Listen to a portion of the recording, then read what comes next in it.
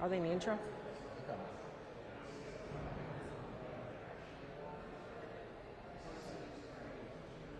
They're in mail. Did they do the double box? They went to mail. Did they do the double box? What's that? Did they do the double box? Yeah. What was I doing? That's what I asked you to cue me to. Oh, Lord. Okay, can you fix the IFB? Oh, my gosh.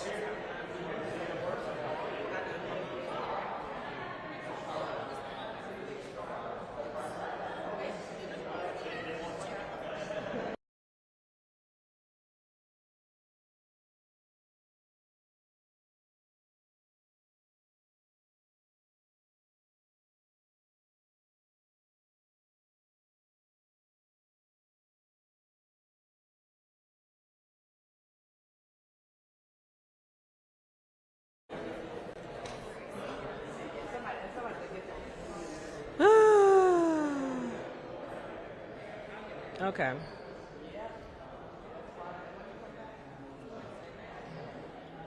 I still can't hear. Still doing? I don't have it. I'll cue you. This will be real quick. I don't like that at all.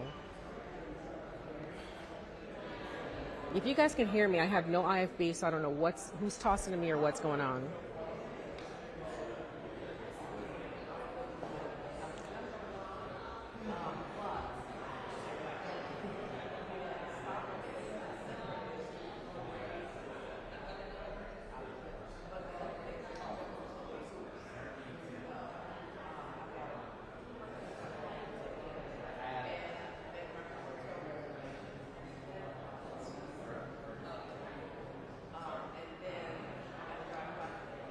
This press conference with Governor Moore is expected to start any minute now. He will be joined by the Lieutenant Governor and other state leaders to talk about the government shutdown and its impact on Maryland residents. As you know, Governor Moore has been a strong supporter of Democrats in this process and really wanting to hold firm on what they believe is right for this. But in the meantime, a lot of people are concerned about what this could mean for them.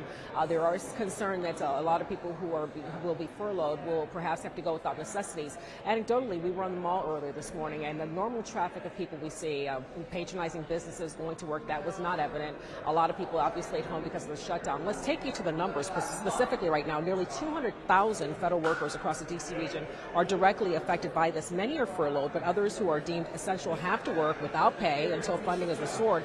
But as part of the Trump administration's efforts to trim the workforce, some federal workers may lose their jobs altogether, and that's a huge concern. Agencies like the IRS, EPA, FDA, they will be scaling back operations. The NIH will have to pause all kinds of research and suspend new grants, and national parks and museums will be closing, but not initially. The Smithsonian says its operations will continue through October 6th thanks to its funding reserves. Now, among those essential workers who will be on the job but not getting paid right away are active duty military. That does include deployed National Guard members, air traffic controllers, and TSA workers. Social Security, Medicare, and Medicaid payments will still be going on, and U.S. mail service will continue. Those are funded separately. For many government employees, this latest shutdown has brought a lot of uncertainty and fear into an already tense period.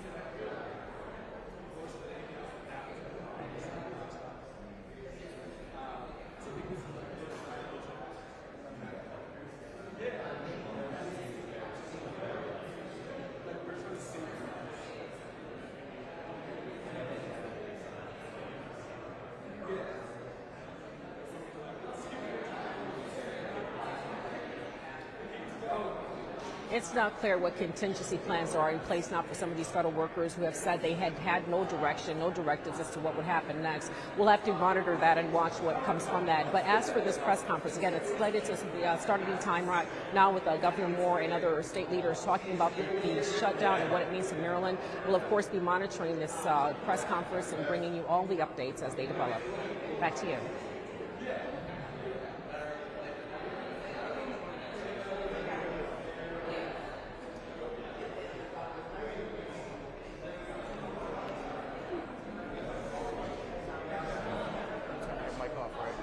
Yeah, I'll turn it off.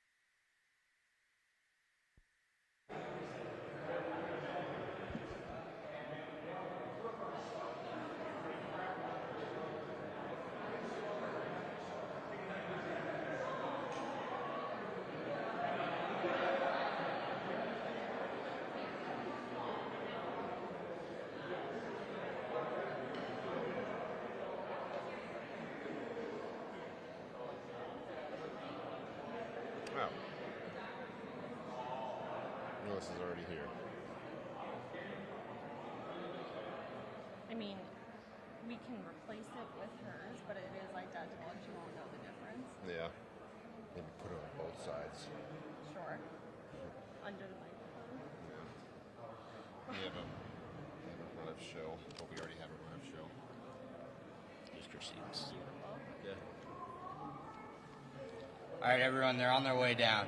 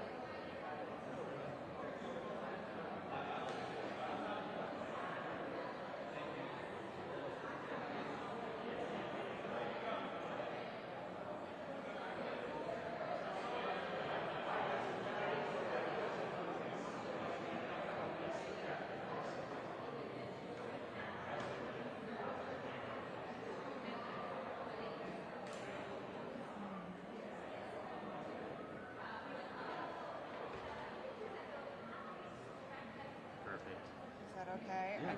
It's very much like that one. No, it's fine. Make sure Yeah, nobody takes that's what it's mine. designed for. I don't want anybody to take mine. Well, I'll let you guys figure that out. I have no idea whose that is. I gotta fight them off. Well, you're on the right. I'll be like, no one touched the one on the right. Thanks, Ron. Thank you.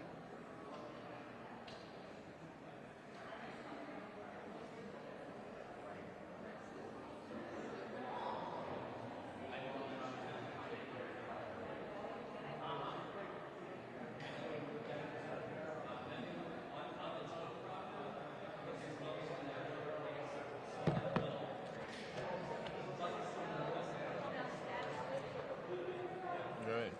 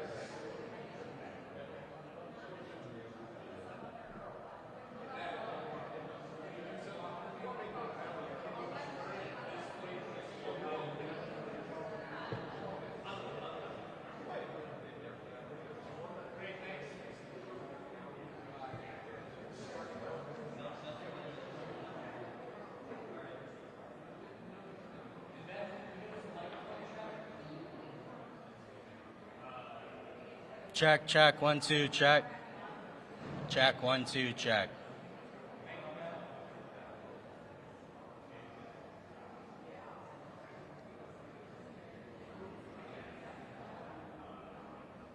Is that clip on? So we can clip right here. Oh, perfect. Yeah. Sorry for the. No, you're good. You're good. Yeah. You're good.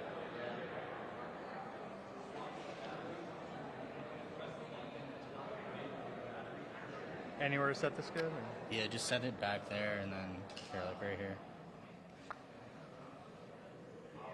And then yeah. I want to clip sit it on right that there. voice recorder right there. Here, right here. Just sink it in. And I'll probably just go this. Is this good? Like that? Yeah. Anyways, fine. All right. That's good. Thanks, man.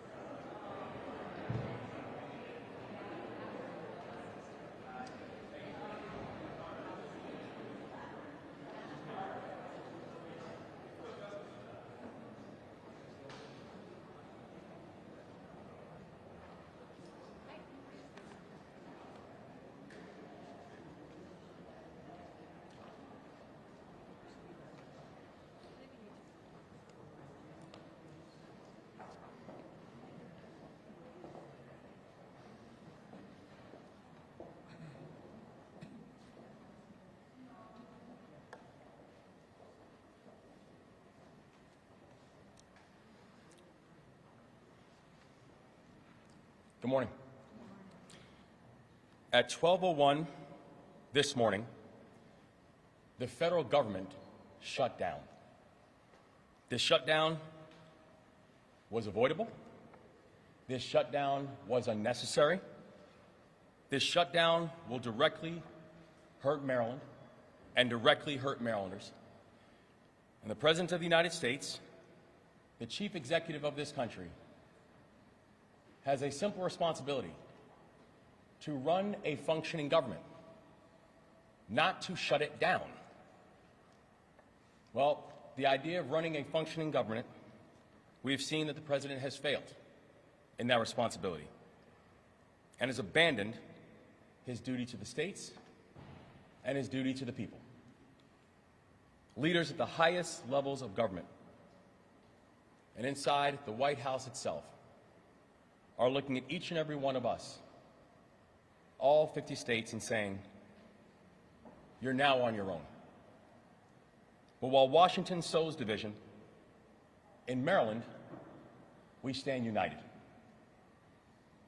I look to my left and to my right behind me, and I see public servants of the highest order. I see partners inside the work.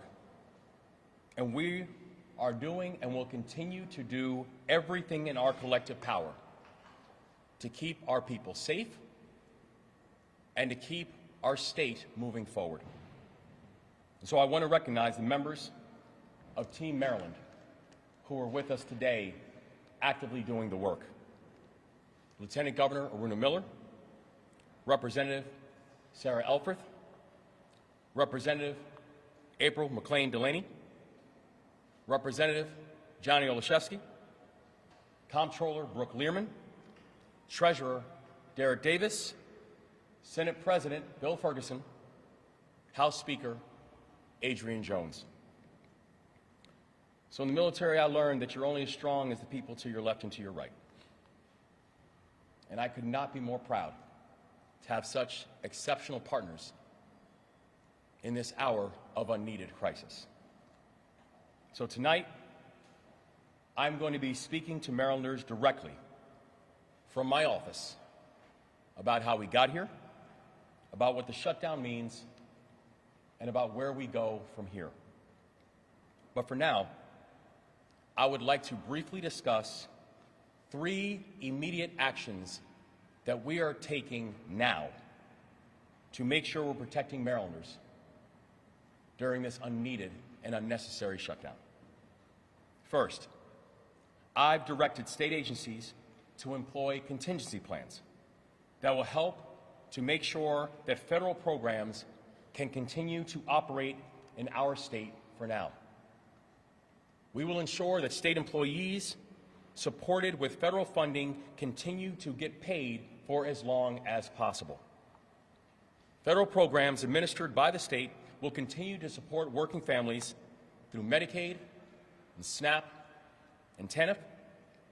We will also provide greater flexibility to Head Start programs and ensure that veterans maintain access to essential resources.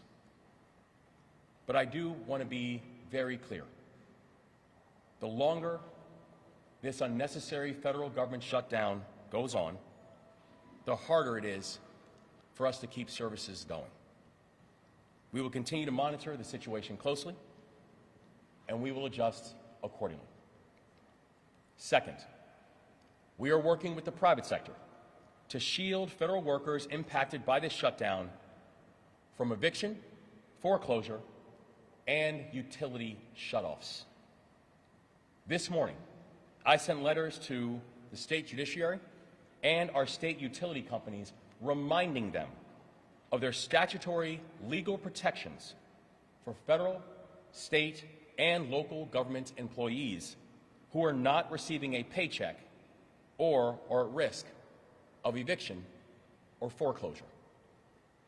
And third, we are protecting and expanding emergency assistance programs for federal employees. If you are a furloughed worker, you may be eligible for unemployment insurance. Those eligible for unemployment will repay the funds once they start receiving a paycheck again. We've also worked with our credit unions and also our banks to offer financial assistance and payment flexibility for Marylanders who are affected by the shutdown. We are extending support for our landmark Feds to Eds programs, connecting Marylanders with federal government experience to a fulfilling career in education. And federal workers who want to learn more about emergency resources should go to go.md.gov/federal shutdown. These are the 3 steps that we are taking right now. First, keep government programs running and keep state employees on the job. Second, trigger protections that help Marylanders keep a roof over their heads, the lights on, and groceries in the fridge. And third, protect and expand emergency financial supports to federal workers. We should not be here right now, Maryland. And here's the harsh reality. The longer this unnecessary shutdown lasts, the more likely we are to see serious damage in our state. We could see big infrastructure projects delayed. We could see military families, people who've already sacrificed for this country, go without pay for weeks. We could see small businesses dip into the red. And all of this is coming at a time when our state has been working hard and having real momentum on modernizing our economy and diversifying off of the federal government. We will do everything in our power to deliver relief to those who are struggling. But I also want to be clear that there is not a single state in this country that is prepared to fill this enormous gap that is being created by this federal administration.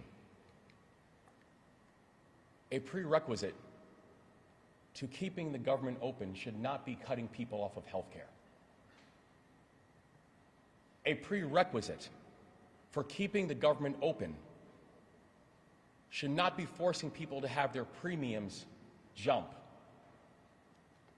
So on behalf of the 6.5 million Marylanders, my message to President Trump is clear. Stop this shutdown. You're the one causing it. We're the ones dealing with it. And Marylanders are the ones feeling it.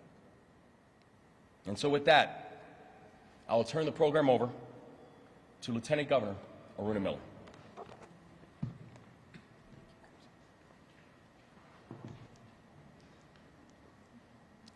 Thank you so much, Governor Moore. Good morning, everyone. It's good to be here with Team Maryland. And Governor Moore is absolutely right. Marylanders are already feeling the impact. They're bearing the consequences while the president's policies have wreaked havoc on our economy. Shutdowns don't just stop government. They shortchange the very people who need government services the most. And let's remember, Maryland is home to more than 60 federal facilities, 260,000 federal workers, and over 200,000 federal contractors. If any state is going to bear the consequences of this shutdown the most, it is the state of Maryland. All these people are living with the deep uncertainty now. And I want to be clear, while the challenges are real, so is our resolve. We're ready to meet this moment, just as Maryland has done in the past, with focus, with partnership, with action, to help our residents weather the storm. And the only way to get through the storm is together. We must lean on each other, we must count on each other, and we must stand shoulder to shoulder. Look, no matter what happens in Washington, Maryland will remain steady and strong and will always stand with its people. And together, we will leave no one behind. Now it's my pleasure to introduce the U.S. Representative from Maryland's 3rd District, Sarah Elfrith. Thank you, Lieutenant Governor and Governor, for bringing us together today. I've been back and forth from here in the 3rd District to Washington all week, as have my colleagues in the congressional delegation, and we are working every day, every single day. We've introduced legislation to support federal workers. We are calling back every constituent who has reached out to our office with questions and offers of help. And I'm ready to vote on a bipartisan bill that protects the health care of the American people and keeps our government back open. Our country is in a health care and affordability crisis. The governor mentioned that Congress must act before premiums skyrocket and health care becomes out of reach for millions of Americans. Right here in Maryland, 190,000 Marylanders will be impacted if Congress does not act to expand the Affordable Care Act's tax credits. And we already know that premiums are set to go up by 13% on January 1st. Letters go out today. That's why this moment is so important. If Congress doesn't act to save health care and reopen the government. I'm not trying to scare people. I'm just laying out what is at risk and what we are fighting for. And I am deeply, deeply disappointed that the Republicans who control the White House and both chambers of Congress were unable to engage in any kind of meaningful negotiation and instead treated our federal workers as political pawns. I'm just going to pause and reference the President and his threats to federal workers, obviously, as it's been said, would disproportionately impact Maryland. I've been in many a budget negotiation in my career. The Senate President can agree to that. I've always felt the first person to make a threat usually has the shorthand. I think it is deeply offensive that the President is threatening to fire federal workers if we can't reach an agreement without offering any meaningful solutions here. The President continues to threaten those workers, but please know, if you're a civil servant in the state of Maryland, know that we have your back as a team. That's why we're here today, to announce all the ways that our offices can continue to deliver for you each and every day. The federal government might be shut down, but our offices are working. We will answer every phone call. We will respond to every email. We will be there for you to answer your questions and provide those critical government services on your behalf. I'm grateful to have such a strong state and local partners in the days and weeks ahead, and please know that, again, we remain open, and I'm sorry to have to do this, but I actually have to head to D.C. To try to find a solution. Thank you all very much, and it's my pleasure to introduce my colleague from representing Western Maryland, April McLean Delaney. Thank you, Sarah, and thank you so much to our governor and to our lieutenant governor. His leadership at this crucial time is really important, and I feel very blessed to be a part of the Maryland delegation. It is really important at this crucial time that our state, in addition on a federal level, is really cross-leveraging our local, our county, our state resources to meet the need and to get out information. Listen, the first priority I have is to the working families and businesses in the 6th District of Maryland. And I don't want to shut down. No one wants to shut down. And ironically, shutdowns cost more to than keeping the government open. And those who pay the price are our working families and most specifically our government workers, of which I have 35,000 of them within the 6th District of Maryland. The important part, I would say, is that we also cannot sign off on a bill that makes life harder and less affordable for working Americans, that throws up to 9,000 people in the 6th District off of their health care, that almost doubles premiums for all Americans, and also undercuts so many vital services that are needed across the county and the state in terms of food security and other vital services. It is my intent to work as hard as I can to make sure that we reopen government as expeditiously as we can. But we have to have another side that will come to the table and will actually dialogue. Because an administration or a party that demands everything they want all the time on every issue and every budget and is unable to dialogue is one in which we have to make sure that there is a clear line. My office is open. We have an FAQ on our website. We will continue to dialogue, and I will be in Germantown later today at one of our health and regional services center to talk about the impact of this shutdown, but also how we can mitigate it and work across so many different stakeholders to be there. Again, I commend our governor, our lieutenant governor, our delegation, and know that we have the backs of our workers, our families, and they will continue to be there working towards the end of this shutdown. And with that, I turn it over to Johnny O, a distinguished member of our freshman class, and I'm very pleased to call him a friend as well. Well, I want to thank Representative McLean Delaney for her remarks, for her leadership, along with Representative Elfrith, our U.S. senators, and the entire Maryland delegation for their willingness to be in D.C. yesterday and the day before and today, and our preparedness to be at a moment's notice to go back to the nation's capital to vote for a common sense bipartisan bill that reopens our federal government. I want to also thank the governor, the lieutenant governor, and all of Team Maryland for their partnership as we respond to this unnecessary crisis and for all that they are doing for the residents of the state of Maryland. We are ready to work. We're ready to negotiate.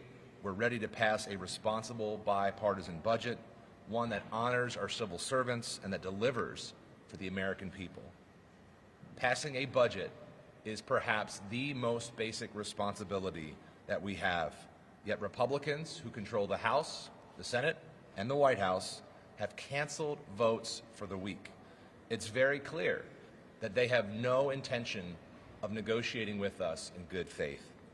Unfortunately, we know those consequences of a shutdown are especially acute here in Maryland. The thousands, the hundreds of thousands of federal workers living here are not political pawns. They are people with mortgages. They are neighbors. They are dedicated public servants with mortgages to pay and families to support. More than 15,000 Maryland residents have already lost their job because of firings from Donald Trump, Elon Musk, Doge, and this Republican Congress.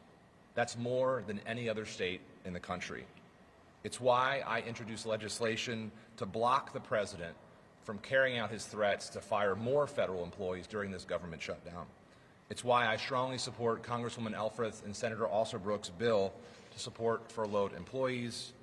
And it's why I thank Governor Moore, Speaker Jones, Senate President Ferguson, and the men and women of the General Assembly for all they have done to provide the resources that have been announced today.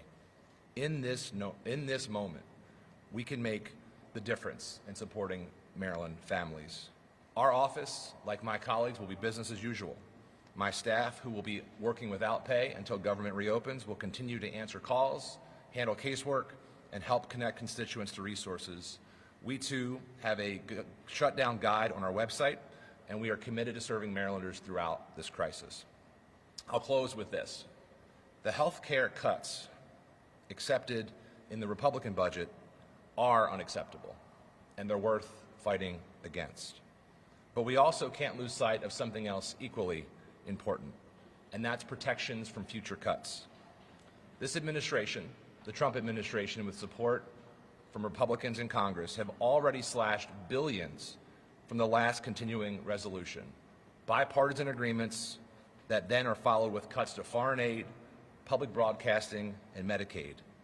How can one negotiate in good faith without a guarantee that these types of cuts won't happen again, especially when vital funding like that for the Key Bridge has already been under direct threat from President Trump himself? I think we can find compromise without compromising our values. Our colleagues need to come to the table and work with us. We are ready. In the meantime, again, I thank the governor, lieutenant governor, Team Maryland, our treasurer, and our next speaker, someone who helps us understand exactly the pain that is inflicted from things like tariffs to employee firings, our comptroller, Brooke Learman. Thank you, Congressman Olszewski. Good morning, everybody. Thank you, Governor Moore, Lieutenant Governor Miller. It's an honor to be a part of Team Maryland, because today marks a day that will be remembered as yet another failure of leadership by our Republican leaders in Washington, a new low for the Trump administration's governance of our nation.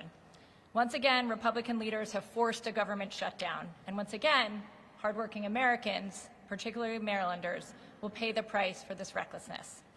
The shutdown is not just a policy agreement among federal leaders. It's the abandonment of at least 400,000 Marylanders who depend on federal paychecks as employees or contractors. It's a deliberate choice by Republican leaders in Washington to cut costs instead of saving lives, to gut health coverage, to sacrifice essential services, and to fail to address the affordability crisis that threatens our nation. Now, I also want to be honest, we're going to see some pundits try to blame Democratic leaders for this crisis. But let's be honest about what's really happening here. President Trump is already laying off federal workers. He's doing it every month.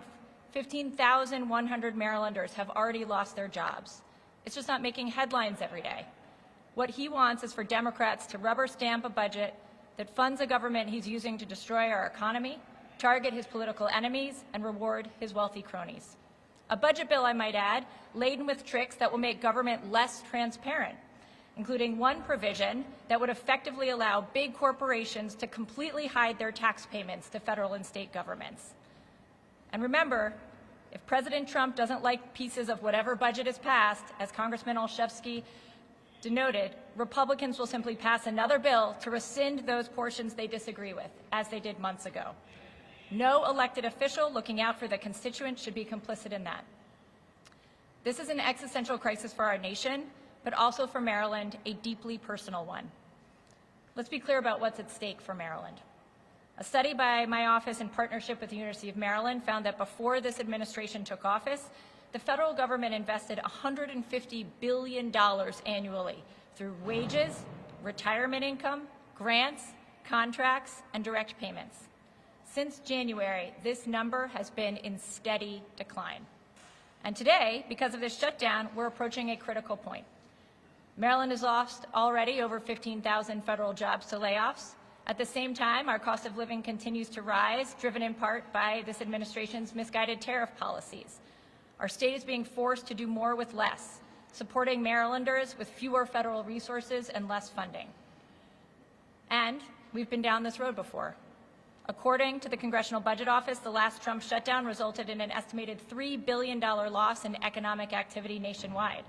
Well, my office estimates that the 2019 shutdown cost Maryland over $13 million a day in statewide economic activity, a daily loss of $550,000 in state revenues, which equals more than $700,000 a day in today's dollars. Maryland, as the governor said, will not stand idly by while hardworking families suffer the consequences of Washington's dysfunction. We are activating state resources to support those affected. Working together with the governor, the General Assembly, the Secretary of Labor, and the Treasurer, my agency will be working to make these state loan programs available to provide financial relief to federal workers during this crisis. No one should have to choose between paying their mortgage and putting food on the table because Republican leaders failed to negotiate in good faith. But state assistance is not a substitute for responsible federal governance. So we call on Republican leaders in Congress to end this manufactured crisis immediately and to work across the aisle in good faith to fulfill the promises they made to the people who elected them. Marylanders are not pawns in a political game. There are neighbors, there are families, there are friends, there are workers and business owners driving the growth of our communities and the strength of our state. So I, along with all of Team Maryland, our governor, lieutenant governor, treasurer, speaker, Senate president, members of Congress, I urge our federal delegation to continue fighting for a swift resolution.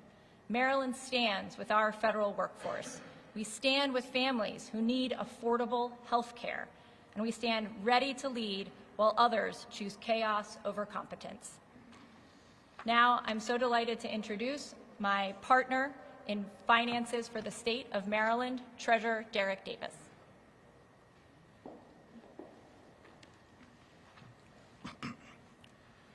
Good morning, everyone. Much has been said by the governor and the speakers before me, so I won't repeat what they've said, but I do have just a few words for our federal representatives. Not here in Maryland. I've had the opportunity to work with them, and I know what hardworking, dedicated public servants they are. But here we are once again, another federal government shutdown. I'm old enough to remember when even the talk of it was a big deal. But now we have this discussion every single year. Now, we won't have it next year because, see, their jobs will be, it will be 1 month before the election. So somehow we will manage to get a budget done and on time because their families will be impacted. But now it's our families. And instead of this being a solid moment, what we have is the blame game going on, finger pointing. And instead of them taking responsibility for the situation that they've caused, this should be a solemn moment. But instead, we're pointing fingers, we're saying whose fault it is, and we're not taking that same responsibility. And that's not behavior we would accept from our children. But yet, we have to accept it from our federal representatives. As a Marylander, I know my state is home to thousands of federal workers and employees, as well as countless contractors and small businesses whose livelihoods are tied directly to the operation of the federal government. For them, this is not a game or silly power grab. For them, this is about mortgage payments, medical bills, groceries, college tuition payments, and everyday household expenses not being met. This has a trickle-down effect to our restaurants, our child care providers, and our service industry when their customers are thrown into financial uncertainty through no fault of their own. I know a lot of us has talked about the economic impact of the shutdown, and rightfully so, but there's also a basic human component about this as well. Dedicated public servants who have chosen careers in service to their country should not have to annually worry about their family's financial security. This is about dignity, fairness, and basic decency. I'll close by saying to the leaders in Washington that this is the ask. Rise above partisan conflict, learn the definition of compromise, fulfill your obligations, and get the government open and working as expeditiously as possible. That's all that we ask. And now I welcome to the podium the President of the Maryland Senate, Bill Ferguson. Good morning. You've heard a lot. I have 3 very brief messages. 1, this is not normal. We cannot stand here and think that the norms and institutions that this country has been built on can be shattered by one administration. This is not normal. 2, to the 150,000 Marylanders who serve the federal government, I'm sorry that you're facing this, and we will do whatever it takes to weather this storm for as long as we can. We thank you for your service to this country, and we know that you show up to work every day that you can to protect Americans from all of the forces that can do evil. Unfortunately, right now we're finding that those forces are within. And 3, I stand here on behalf of all of the members of the Senate to say that we will work together and united as one Maryland to make sure that we can weather this storm. And with that, I want to hand it over to my partner in the General Assembly and my friend, Speaker Adrian Jones.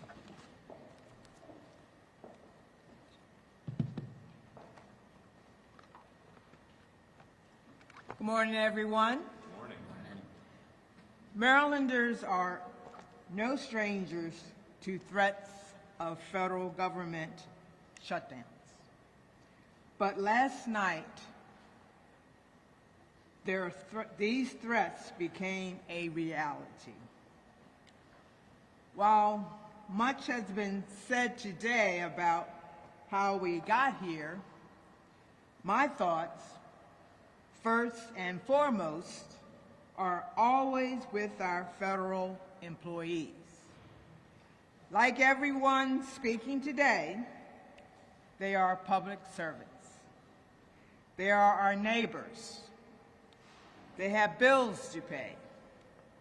And during federal government shutdowns,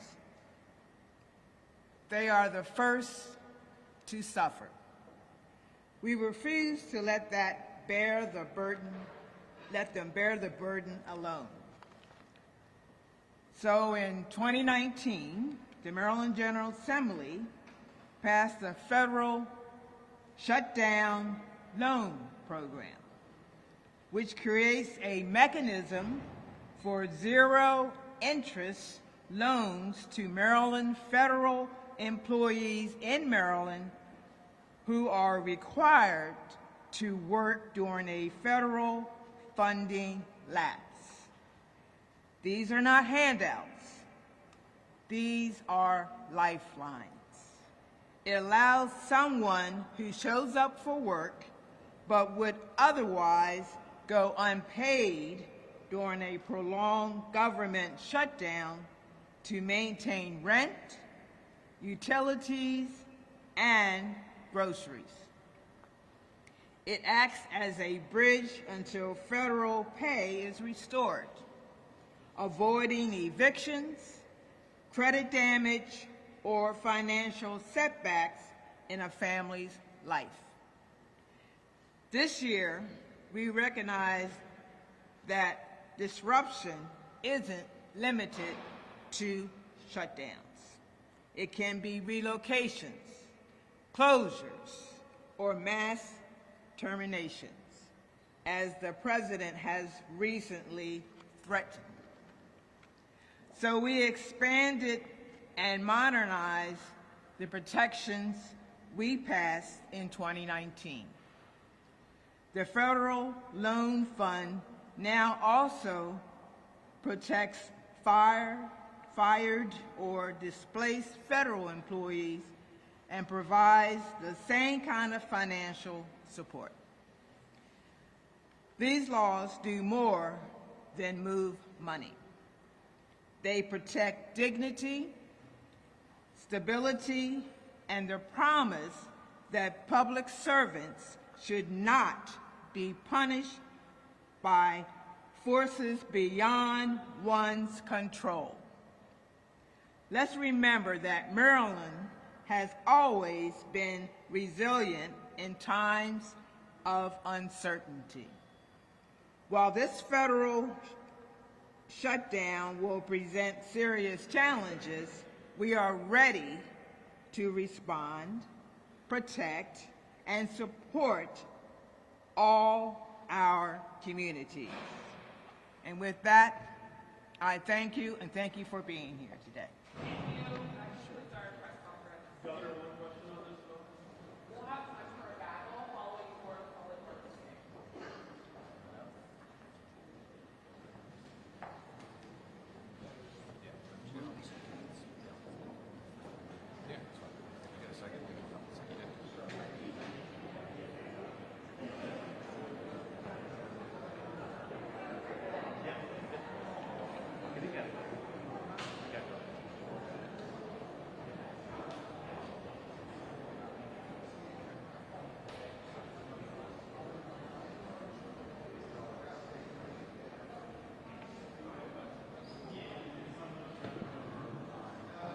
I'm about to say, don't move my mic.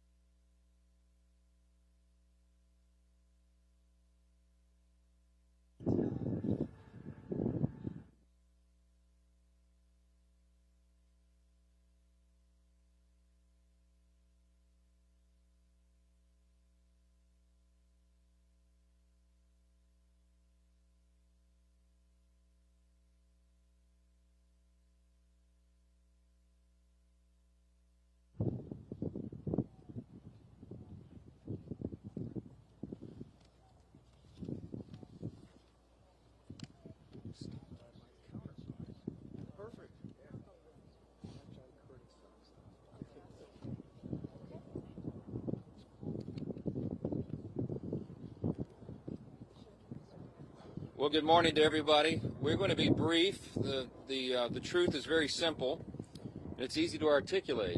I'll just point out that today we're here on the west front of the Capitol. We're overlooking the National Mall. It's a beautiful sight that a lot of the American people will not be able to experience today. On a normal day, of course, you have tens of thousands of visitors here, family. You have school groups that come and visit. They walk these grounds. We have about 7,000 people who visit this Capitol each and every day. But today that's not going to be the case. Today America's boys and girls will walk up to these doors and they'll see something different, a sign that says closed until further notice. And that's because at midnight, the Democrats followed through on their threat to shut down the United States government. As we speak here this morning, there are hundreds of thousands of federal workers who are getting their furlough notices. Nearly half of our civilian workforce is being sent home. These are hardworking Americans who work for our federal government. Our troops and our Border Patrol agents will have to go to work, but they'll be working without pay. Food assistance, veterans benefits, and vital support for women and children are all coming to a halt. Now, thankfully, President Trump is trying to mitigate the damage as much as possible. His administration is working to limit the harm to the American people. But the longer this goes on, the more pain will be inflicted because it is inevitable when the government shuts down. The sad thing about it is that every single bit of this was entirely avoidable. Democrats could have worked with us in a bipartisan manner to avert this unnecessary and very harmful shutdown. But instead, they did something that is rather shocking to us. They prioritized taxpayer-funded benefits for illegal aliens over keeping the government open for American citizens. They themselves position that as a binary choice, and it's patently absurd. Listen to what the Democrats are demanding. They demanded, in exchange for our simple, clean, 24-page, bipartisan continuing resolution, the same one that Chuck Schumer and the Democrats voted for just a few months back in March. In exchange for that, they rejected it, and they demanded something else. They wanted us to add over $1.5 trillion in new federal spending, paid for, of course, by hardworking American taxpayers, simply for funding the government at current Biden level spending levels. We are not going to do that. We can't do that. We won't do it. Almost 2 weeks ago, the House did our job. In the House, we passed a common sense, nonpartisan bill to keep the government open. Republicans did our job. We had one Democrat join us there, so it was bipartisan. But every other Democrat in the House voted to shut the government down. And last night, 44 Democrats in the Senate did the same thing. This is a clean resolution. It would simply buy Congress a few more weeks, 7 weeks, to finish the job. Why do we need that time? So that appropriators in both parties can finish their work. They've been restoring regular order. They've passed 12 separate bills out of committee in the House, and the Senate has done its work as well. 3 bills of the 12 passed in each chamber. They don't line up exactly, so there's a conference committee constituted, the first time in years that that's happened. We just need more time because we ran out of clock at the end of the fiscal year, September 30. This is very important to note. Democrats themselves have voted to pass a clean bipartisan CR just like this 13 times in the last few years. During the 4 years of the Biden administration, 13 times this happened. Republicans did the responsible thing, even when we were in the minority, to keep the government open. And today should be no different. There is nothing new in this legislation. There's no poison pill. There's no partisan tricks. There's no gimmicks whatsoever. The only difference today is the man who is sitting in the Oval Office.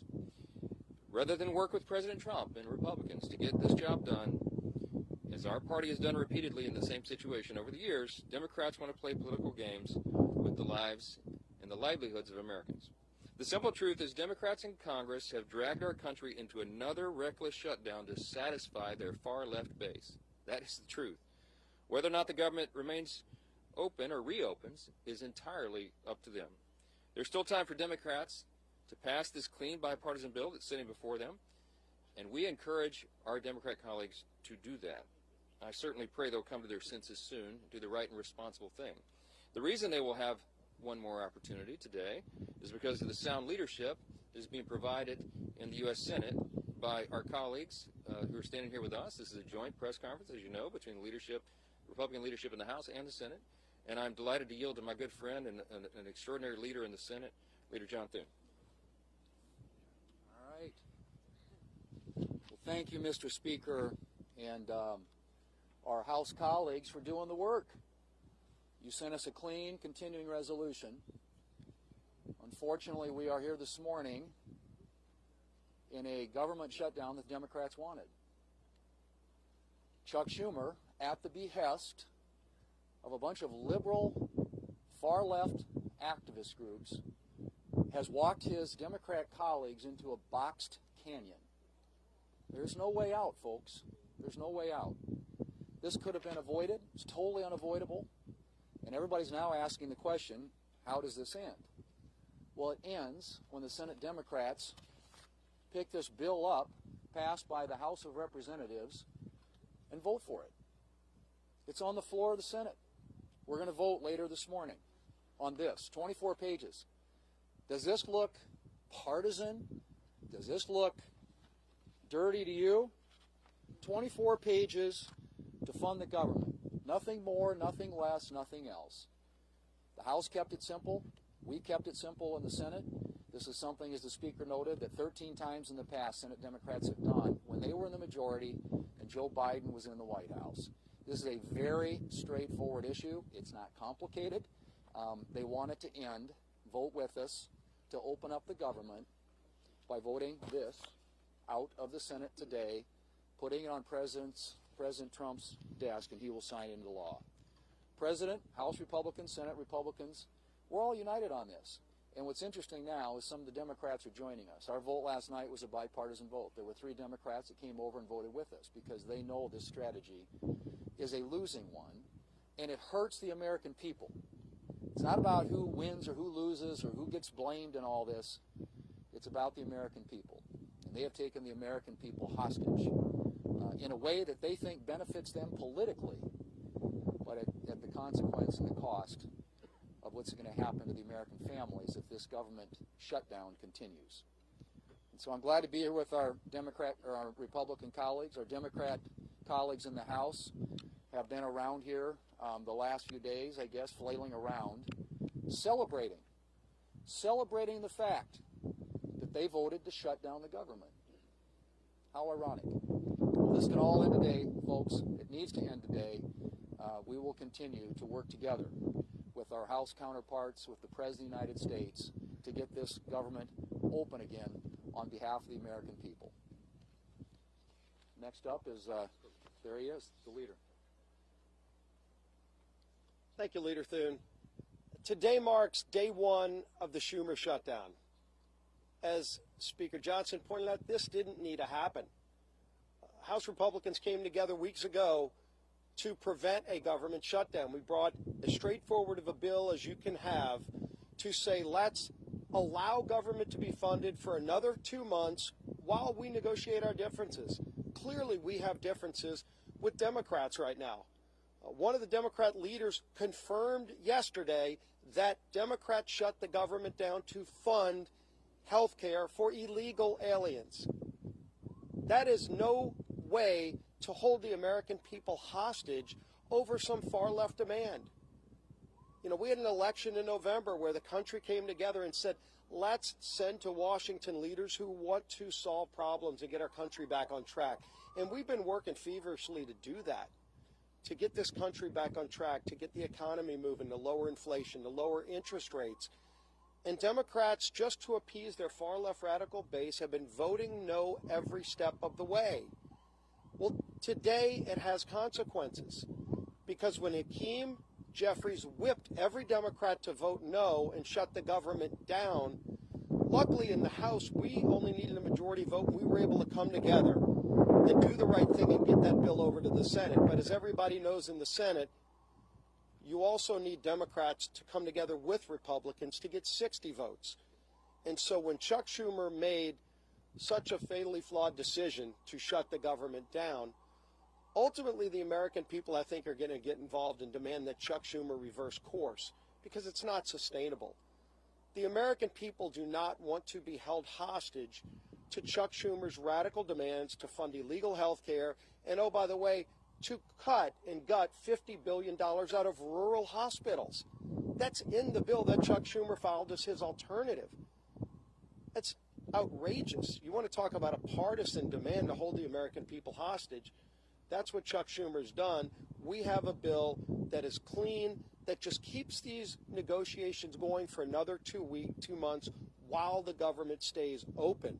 And all Chuck Schumer needs to do is get over the tantrum that he's having with the results of the election from November and vote yes to keep the government open. We are here ready to get the job done. Schumer needs to end his shutdown and finally join with us, and let's start real negotiations without holding the American people hostage. With that, I want to bring up my friend, the whip of the Senate, Whip Barrasso. Well, today we're in the middle of the Schumer shutdown. The Democrats have caved in to the radical wing of the Democrat Party, caved in completely, abandoned the American people in the process. And why? Well, one of the reasons is Chuck Schumer wants to try to prove to somebody that he's more liberal than AOC. Yesterday in the Senate floor, the cracks started to appear in the Democrat base. 3 Democrats voted with the Republicans to prevent a shutdown. And why? Because they know the American people are hurt when the government shuts down. We hurt our military, who may be without pay. We hurt our veterans, who may not get health care. Today, the Senate is going to vote again and give the Democrats an opportunity to open the government by passing the continuing resolution, to give us 7 weeks to do the appropriations process, to get the government open again. That's what the American people want. It's what the American people deserve. And today we'll see how many Democrats vote with us to end the Schumer shutdown. And now the whip of the House of Representatives, Tom Emmer.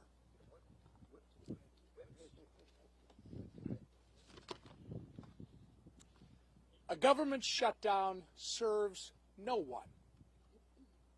Government shutdowns unleash chaos on federal workers, delay pay for service members, and weaken our position on the global stage.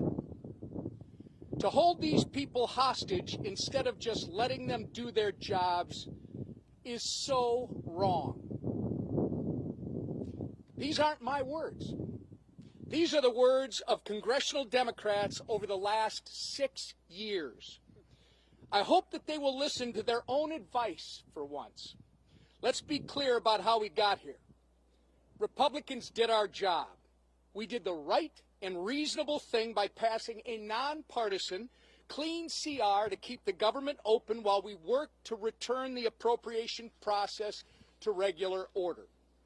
The reason the government is shut down this morning is because the Democrats decided they would rather hold our government hostage and issue a $1.5 trillion ransom note of radical demands and then instead of joining us as we try to govern.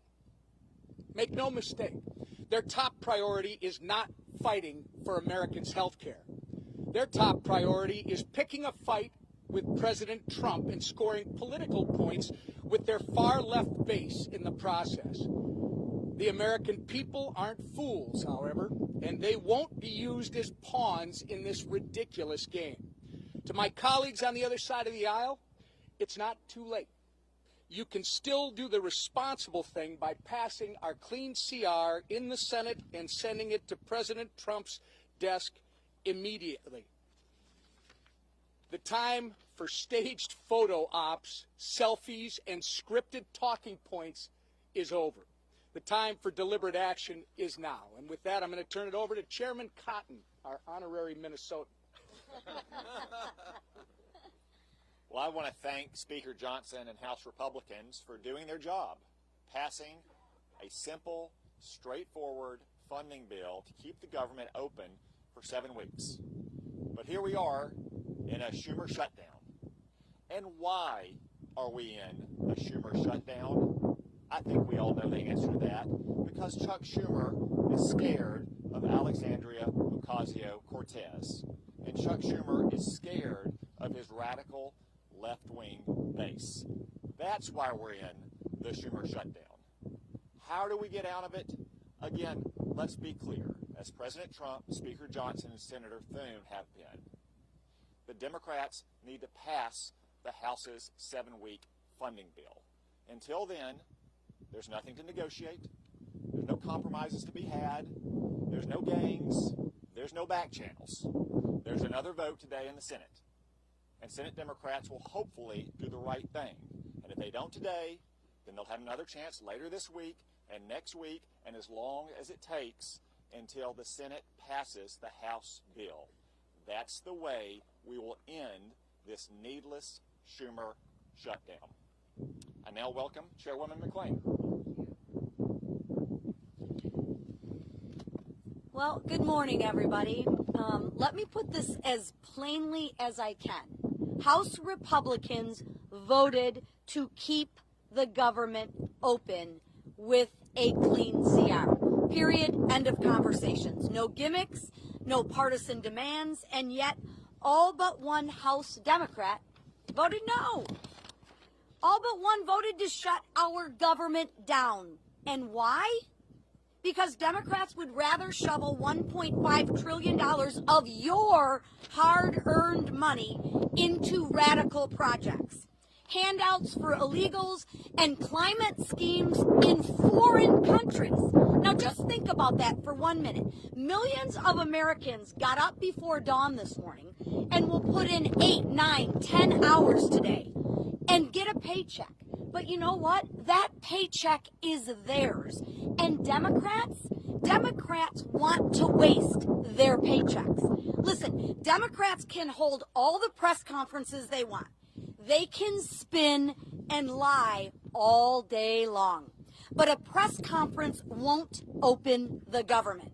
The only thing that will is passing the clean, common sense bill that that Republicans have delivered. And I will close with this. The radical Democrats want to use your hard-earned money to fund radical programs. They want to use your hard-earned money to give illegal immigrants free government benefits. And I would say, Chuck Schumer, you might want to check with Maxine Waters because she doesn't think that's a lie. And what do Democrats want to do? They want to use your money to fund climate change in foreign countries, all while taking away money from our rural hospitals. This is not wrong. It's plain insulting. And with that, I'm going to turn it over to my friend, Shelley Moore Capito. Well, I'm the cleanup hitter here, and a privilege to be here with the leadership of the House, the Speaker, and others, and the leadership here in the Senate. The resounding theme that I've heard today is hijack and hostage. The American people are being held hostage, and the process has been totally hijacked. We've heard repeatedly how simple, how nonpartisan, how easy the bill that Leader Thune has shown us today in terms of keeping the government open, how easy that is to vote for, to give us the 7 weeks while we work out our differences. But not only am I on leadership, I'm also on the Senate Appropriations Committee. The process of appropriating has been hijacked. And that's fine for the Democrats, because last year Chuck Schumer did not put one single appropriations bill on the Senate floor. Our leader has put 3 on the Senate floor, and our committee has passed 8 bills out of appropriations. That's the process to get the will of the American people, where their priorities are, where they want to see us as a nation go with spending their hard-earned tax dollars. So while we have held hostage the American people to keep them from doing things that they like touring the Capitol or accessing benefits or the services that are provided by our federal government, they've also hijacked a process that we need to have in order to demonstrate to the American people what we promised them in this election and what President Trump promised them. We're going to go back to regular order. We're going to appropriate the dollars. We're going to be fully transparent. And we're not going to ride on some continuing resolution that spends like President Biden wanted to spend. We're going to put our own imprint on this for the American people. That's what they wanted when they voted us in, and that's what we want to give them. Thank you.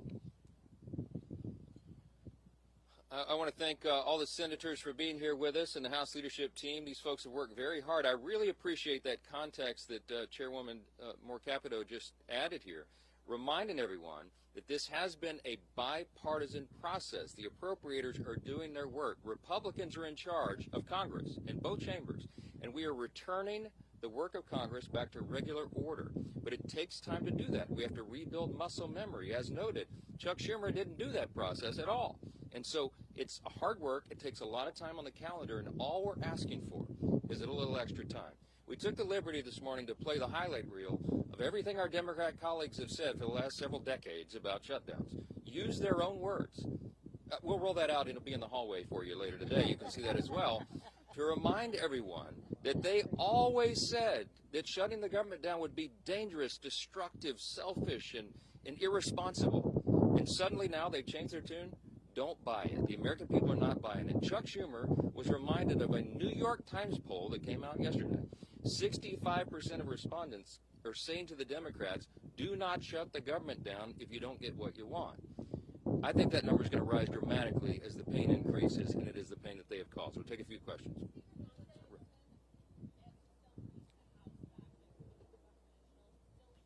Yes, the House will be returning next week, and they would be here this week, except that we did our work. We passed the bill almost 2 weeks ago out of the House and sent it to the Senate. The ball is literally in Chuck Schumer's court, so he determines that. Now, as you all know, today and tomorrow we recognize the Yom Kippur, the Jewish high holiday, so that's always traditionally a day that Congress doesn't work. We respect that tradition. And so Friday would have been the first legislative day in the House, but there is nothing truly that we can do much on the floor while the lights are almost literally out here. We have to open the government. The first, the simplest, the most important job of Congress is keeping the government working for the people. All the Democrats have always said that until this week. Yes.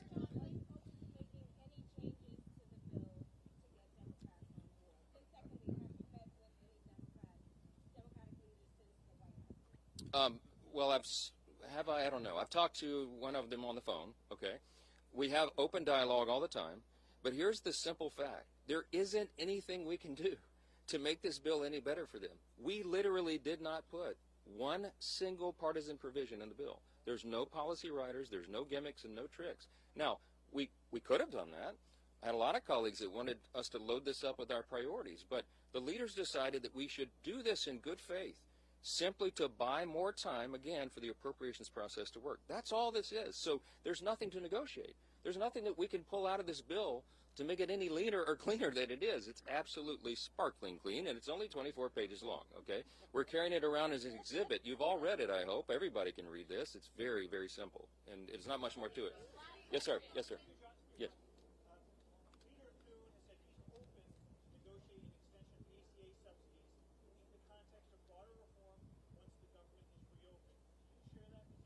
This is an extraneous matter right now. What the Democrats are doing is trying to grab a red herring. They're trying to bring in a December policy decision, which, by the way, is expiring because they themselves, the Democrats, put that into law. They had the expiration date set by themselves. But that is not a decision that has to be made until the end of the year, December 31. They're trying to bootstrap that and bring it into this very simple, very clean decision of a September funding stopgap. Don't buy it. They're grasping at straws because they want to have something to argue. They're claiming that Republicans are hurting health care. You should go read Chuck Schumer's counterproposal for the CR. We have a clean CR. They have a dirty CR, okay? And one of the reasons it's so dirty is because they wanted to cut $50 billion from the Rural Hospital Fund that we all worked so hard to put into the American taxpayers' tax cut, American families' tax cut, because the One Big Beautiful Bill handled that. Now, there's something that you might want to think about. Why do they want to cut $50 billion from rural hospitals? Because many of them, most of them, are in red states. I mean, I hate to say it that way, but I can't figure out any other reason they would argue for that. And by the way, if they care so much about health care for the American people, they would not shut the government down. Because you know what stopped today among the other important programs and services is women, infants, and children's nutrition programs. They have stopped sustenance for people, health care for veterans, medical services, mental health services, all the things that people rely upon. FEMA. How many of you know we're in the middle of hurricane season? There's 2 off the coast of the U.S. right now. They have stalled the work of FEMA, and they have prevented people from renewing or getting new flood insurance programs right now in the middle of this. It's dangerous, it is destructive, and it's unconscionable to us that Chuck Schumer should do this and would do this for his personal political reasons. How long, the only question that we'll leave you with this morning is, how long will the Democrats allow Chuck Schumer to drive them off this cliff? Every single American needs to ask that question. Thanks for being here this morning. Well done.